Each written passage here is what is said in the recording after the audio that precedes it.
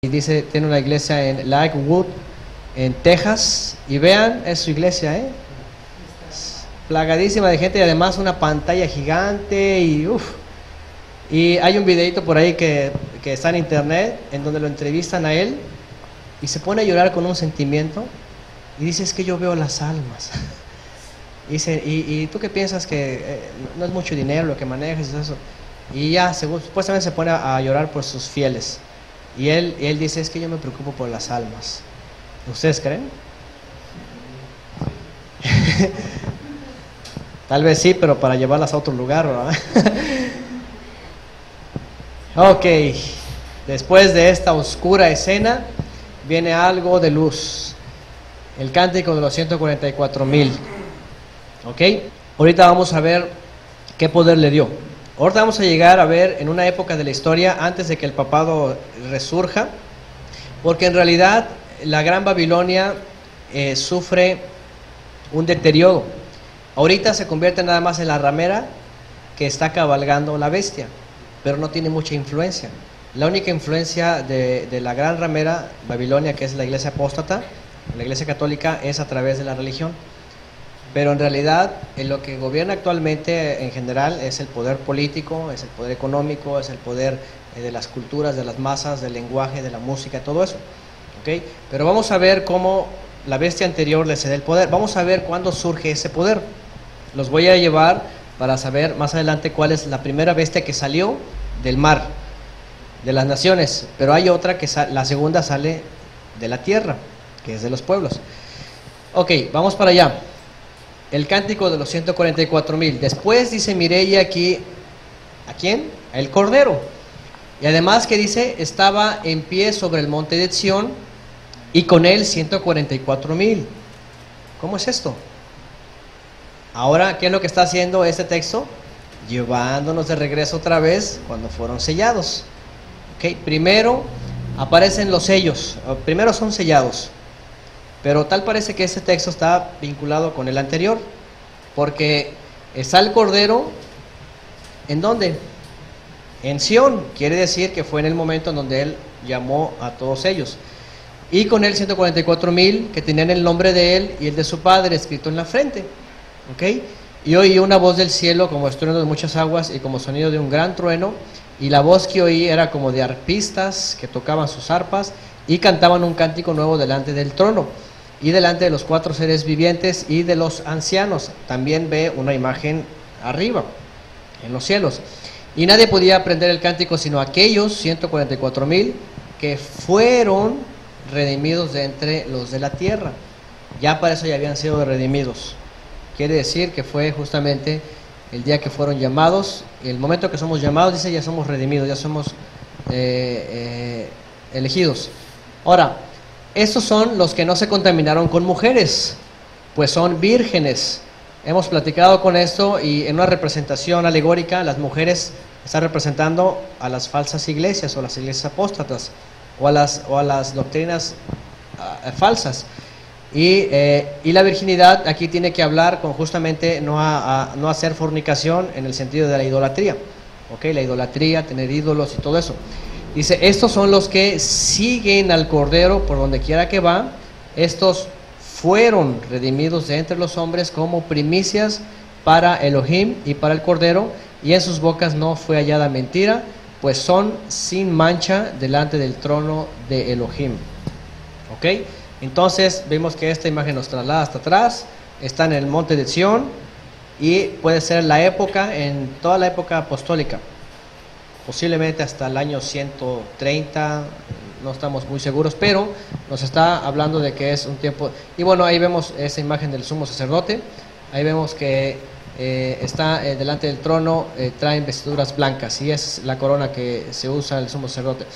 Ok, el mensaje de los 3 ángeles. Aquí vamos a entrar en un mensaje que abarca, otra vez, nos vamos a regresar hasta el pasado. Aquí, con esta imagen anterior, nos regresamos al pasado. Y el mensaje de los 3 ángeles aparentemente es un mensaje en 3 tiempos para toda la historia, ¿okay? De los 7 periodos que hemos estado viendo. Vamos a ver. Viene el mensaje de los tres ángeles. Este texto tal parece ser que es consecutivo del cántico de los 144,000. Posiblemente el mensaje de los tres ángeles abarca tres grandes etapas de la historia. El mensaje del Evangelio eterno obviamente es el mensaje del Cordero inmolado. Esto viene en Hebreos 13:20. Dice que no tiene vigencia ni límite, ni se agota para toda la humanidad. Luego aparece la caída de la Roma pagana, consecuencia de la reforma, y posteriormente el día del juicio final, que es el último mensaje. Entonces este mensaje abarca tres partes generales de la historia. ¿Ok? Ahorita vamos a ver cómo abarca estas partes, todas esas partes. Primero, primero desde la época de Yeshua hasta la caída de la Roma pagana. Primero el mensaje del Evangelio, ¿ok? Que es el mensaje del Cordero. Después, hasta que aparece la época papal. Después de la época que aparece la época papal hasta la época de la Reforma, ¿ok? Todo ese tiempo es el segundo mensaje. Y el último mensaje es desde la época de la Reforma hasta nuestros días, ¿ok? Vamos para allá. Mensaje de los tres ángeles: vi volar por en medio del cielo a otro ángel que tenía el Evangelio eterno para predicarlo a los moradores de la tierra. ¿Qué dijimos que era el Evangelio eterno según Hebreos? El Evangelio del mensaje de la buena nueva: arrepentíos y el arrepentimiento de los pecados. Eso tiene vigencia hasta la eternidad, ¿ok? Este mensaje no se agota.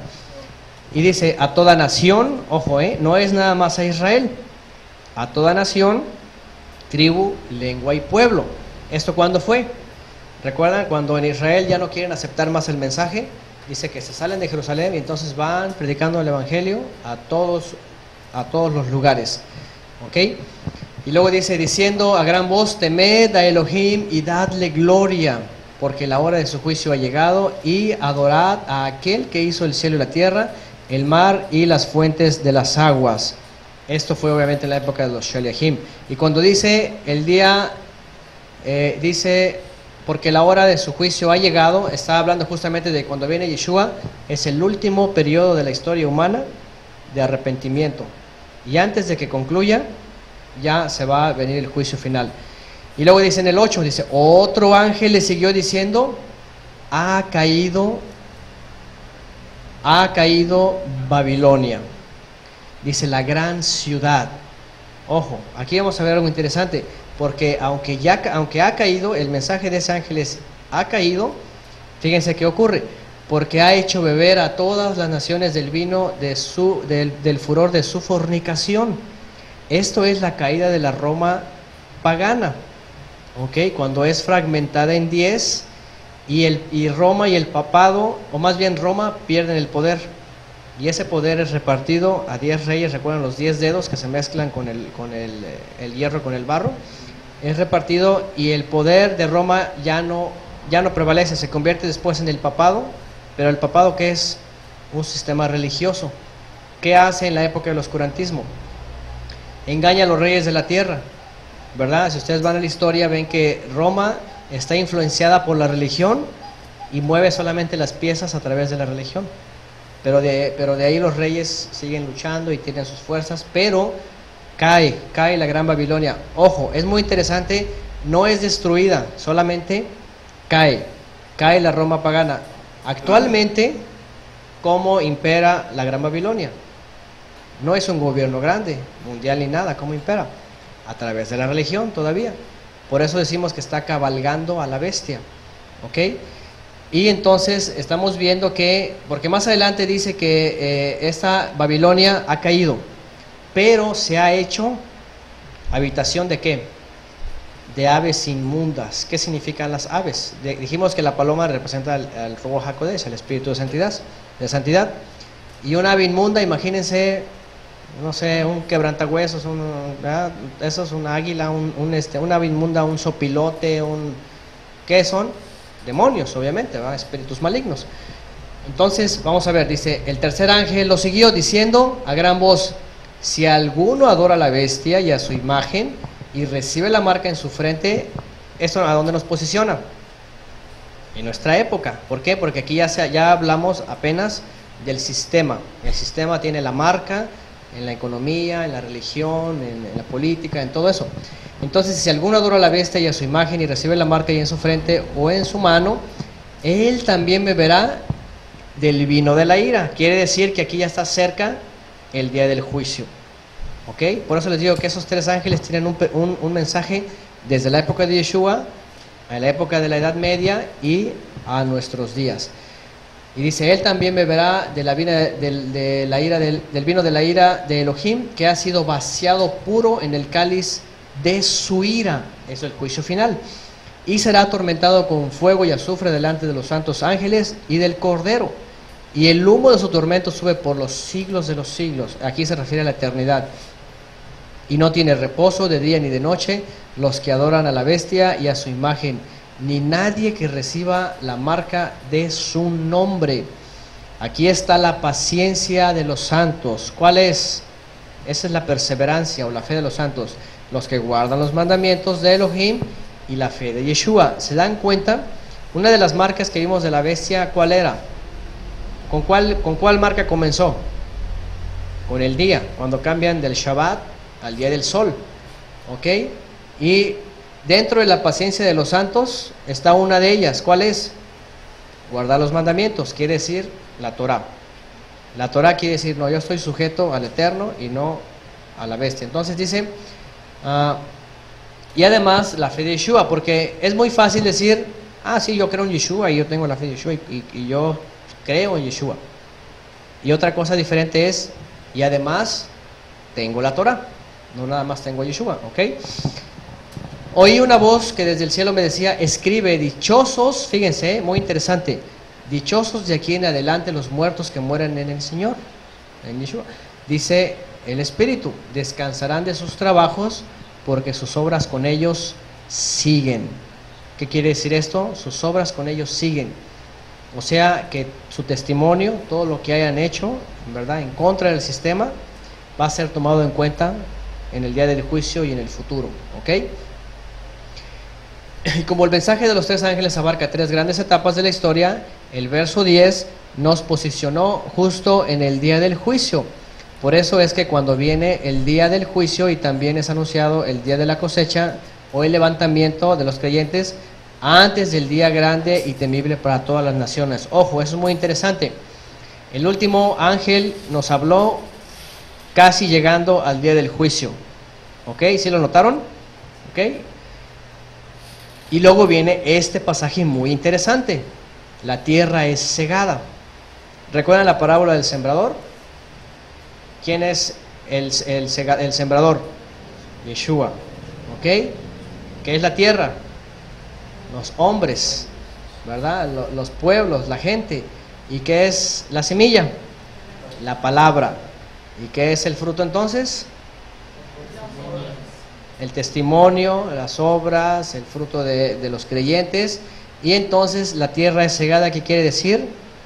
Ha llegado la hora de hacer el levantamiento, la cosecha, el día de la gran cosecha. ¿Recuerdan el día de Jezreel en el libro de Oseas? ¿Ok? La tierra es sembrada y entonces ha llegado el día. Aquí es donde surge el problema y aquí es donde surge la teoría del rapto o del arrebatamiento. Pero vamos a ver cuándo es esto. ¿Ok? Esto es en la época, esto es en la época en donde está a punto de venir ¿qué? ¿Qué vimos